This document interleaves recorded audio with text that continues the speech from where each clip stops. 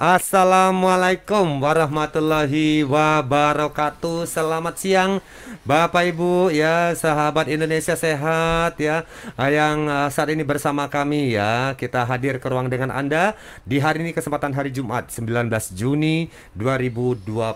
Nah, kalau biasa hari Jumat waktunya curhat, kali ini ya Bio7 akan menghadirkan dialog kita dalam edisi khusus ya. Kita akan mengajak Anda Bapak Ibu untuk menyimak bahasan kita seputar pentingnya kebersihan di masa pandemi. Nah, kenapa bersih itu penting di masa musim-musim virus, musim-musim corona, musim-musim penyakit seperti ini. Nah, ini kita akan bahas lebih dalam siaran kita kali ini.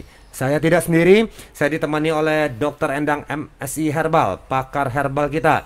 Dan juga kita kedatangan tamu, seorang cerdik cendikia. Ini ada Ibu Umi Marwati, pakar mikrobiologi kita juga, yang sudah hadir di studio. Selamat siang semuanya. Selamat siang. Ya, sudah bergabung semua ya. Nah, baik ya Bapak Ibu yang ingin tanya-tanya nanti seputar kenapa pentingnya kebersihan di masa saat ini, kenapa harus sering kita cuci tangan, kenapa kita harus sering-sering menyemprotkan sanitizer di tangan kita. Ini kita akan bahas dalam siaran kita.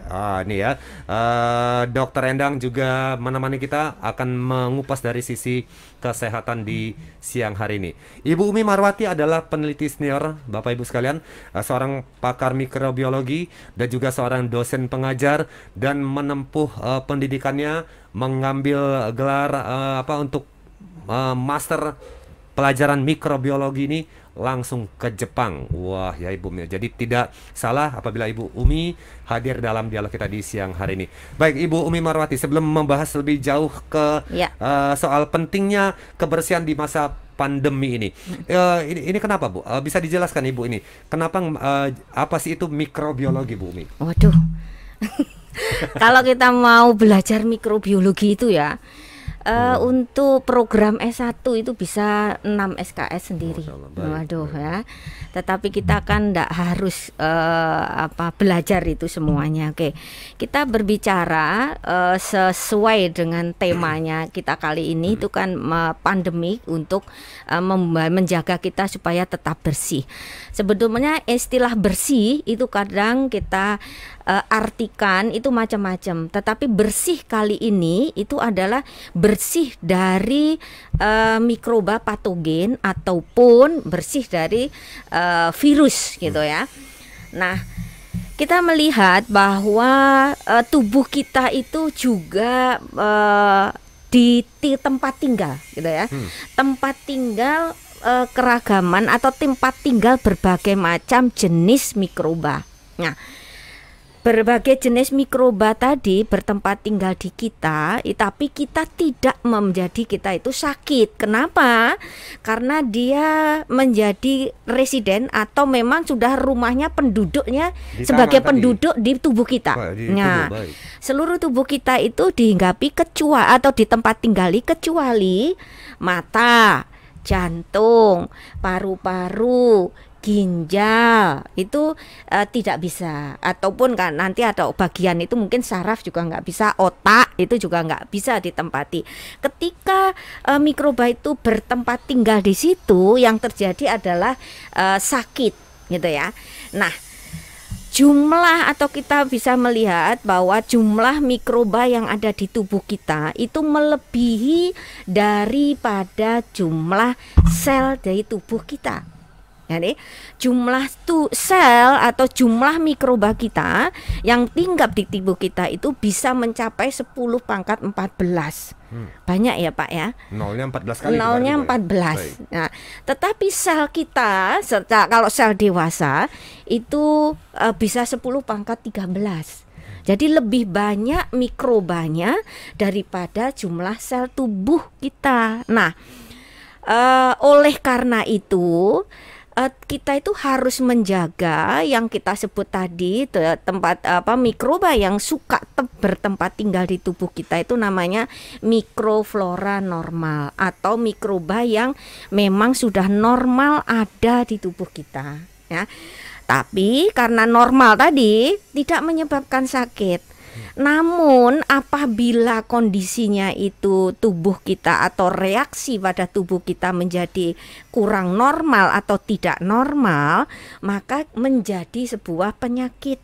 Gitu Bapak. Ya, gitu Pak. Kalau dalam kondisi misalnya tidak normal tuh waktu kondisi tubuhnya lemah gitu ya, Dokter? Ya, Bumi sistem ya. imunnya kurang atau sistem imunnya turun atau terinfeksi. Jadi pokoknya jumlahnya tidak normal, itu membuat tubuh menjadi sakit. Nah ini gitu. Bu Umi, ini kita setiap hari mendengarkan informasi di TV ya, melalui siaran ini juga disuruh cuci tangan, jaga kebersihan, pakai masker. Ini lama-lama orang juga apa ya, capek juga Bu. Kenapa? Tapi tidak ada yang menjelaskan kenapa kita harus cuci tangan, kenapa ada apa di balik itu sebenarnya, apa yang terjadi ini Bu Umi? Betul. Jadi tadi kan sudah biasa ya, pada kondisi normal sebetulnya tangan itu juga ada mikrobanya. Jadi kalau kita itu tidak mencuci tangan, maka pada saat kita makan itu ada mikrobanya juga masuk. Tapi karena itu flora normal, maka menjadi tubuh itu tetap membuat tidak menjadi penyakit, gitu ya. Nah, kenapa harus cuci tangan? Karena salah satu faktor adanya suatu penyakit yang sekarang ini disebut sebagai COVID-19 itu adalah teknik atau cara penularannya itu dengan melalui droplet. Nah, kalau melalui droplet itu diduga itu akan ada di permukaan kulit termasuk tangan, sehingga ketika akan sampai ke tangan maka segeralah mencuci tangan dengan sabun. Kalau ketemu sabun sama air, tapi kalau nggak ketemu sabun sama air harus menggunakan antiseptik.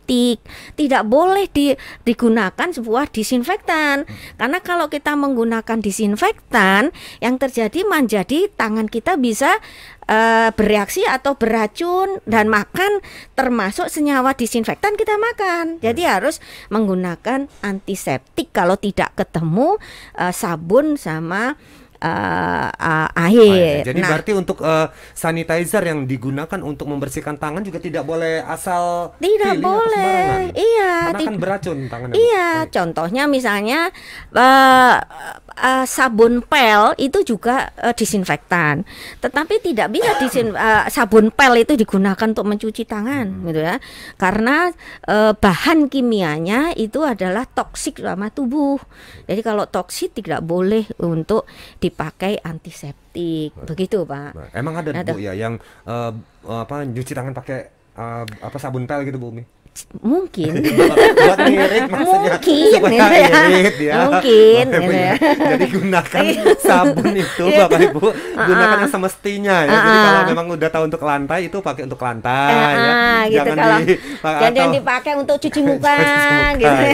Baik, Dokter Endang, gimana Dokter Endang melihat tadi penjelasan Bu Umi bahwa saat ini sebenarnya semua tubuh kita ini dalam kondisi sebagai flora normal ya, sudah ada yang menempati sebenarnya bakteri, virus sebenarnya sudah ada. Cuman di saat-saat seperti sekarang ini lagi musim virus corona ini tentunya kita harus ekstra lebih hati-hati nih Dokter. Iya. Flora normal dalam tubuh kita memang tidak akan menyebabkan satu penyakit. Tetapi kalau misalnya ada yang menempel di tangan kita, virus apa nih yang menempel atau bakteri apa yang menempel di tangan kita? Biasa kan kita habis megang meja atau megang apa saja di sekitar kita, debu yang penuh dengan bakteri mungkin di situ. Nah, itu udah masuk ke flora tidak normal, dan itu biasanya kita suka jorok ya Bu Mimi.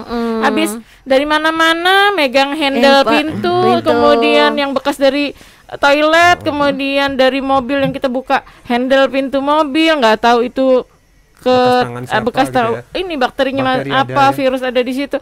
Kita pegang, nah itu maksudnya ke flora tidak normal. Kemudian kita cari makanan, biasa Pak Hasan, ada gorengan, gitu. Habis pegang duit kembalian, duit belanjaan. Nah, betul. Itu yang maksud Bu Umi itu, kalau itu flora tidak normal berarti ada bakteri di situ, ada virus di situ. Nah, ini apalagi kasusnya COVID-19 yang luar biasa yang melalui droplet, yang dia langsung otomatis penularannya lewat tangan, jari tangan menuju mata karena kelenjar mukosa yang terkena kan, kemudian hidung dan mulut.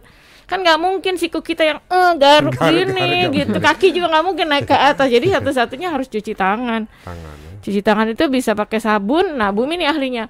Pakai sabun virus mati, Bumi. Mati, Bumi. Virus mati. Mati ya. Kenapa virus bisa mati dengan adanya sabun gitu? Sabun itu termasuk sebuah senyawa yang kita sebut ada bahan aktifnya surfaktan. Nah, surfaktan itu bisa membuat sebuah virus itu bukan sebuah makhluk hidup begitu aja, tapi kalau di dalam istilah mikrobiologi itu sebuah partikel gitu ya. Artinya partikel tadi ketika dia hidup enggak, kalau dia tidak ketemu hostnya atau tidak ketemu inangnya, dia enggak hidup. Virus itu tidak hidup Bumi ketika. Nih, boleh nanya nih saya nih, soalnya rame nih Bumi. Kebetulan ketemu ahlinya kan, misalnya COVID-19 itu di bahan kain berapa lama, di logam berapa lama tahannya sampai bisa menularkan kembali ke orang kan? Mereka taunya misalnya di jari tangan saja. Nah, kalau kena bajunya atau kena logam atau kena yang mana, yang terlama tuh yang mana? Oke. Kalau mau menjawab Dokter Endang dulu ya, paling lama itu biasanya pada tempat yang berbau logam. Nah, semakin sifatnya semakin keras tadi itu bisa nempel lebih lama gitu. Virus tersebut. Termasuk corona tadi, Bu. Iya, sama. Jadi sampai kapan? Sampai dropletnya tadi itu mengering, gitu ya. Kalau mengering, sebetulnya virus juga tidak tahan sama panas. Ketika kena panas, virus itu sudah proteinnya menjadi denaturalisasi karena envelope dari atau bagian luar dari virus itu juga tersusun sama protein, sehingga protein itu tidak tahan kepada panas. Sehingga kalau ada panas, maka dia denaturalisasi, tidak aktif, maka ketika dia nempel ke jaringan mukosa atau sel mukosa itu karena tidak aktif ya berarti menjadi mati. Baik, gitu. Nah, oke, Bu Umi, sebelum dilanjut ini, tadi menarik Dokter Endang pernyataan Bu Umi bahwa virus ini tidak tahan panas ini ya. Tadi di permukaan makin keras permukaannya makin bertahan lama itu virus hidup. Berarti dokter besok duit kita itu ya Dok ya, kalau ada ditempel kena virus sebelum dipakai kita jemur dulu Dokter. Atau dikasihkan saya aja, nanti saya rawat, itu saya hilangkan. Jemur aja di depan, nanti tapi yang merah semua. Nanti saya yang benahin. Ya. Oke, sebelum kita lanjutkan lagi Bapak Ibu, kita akan kasih kesempatan yang satu ini untuk lewat.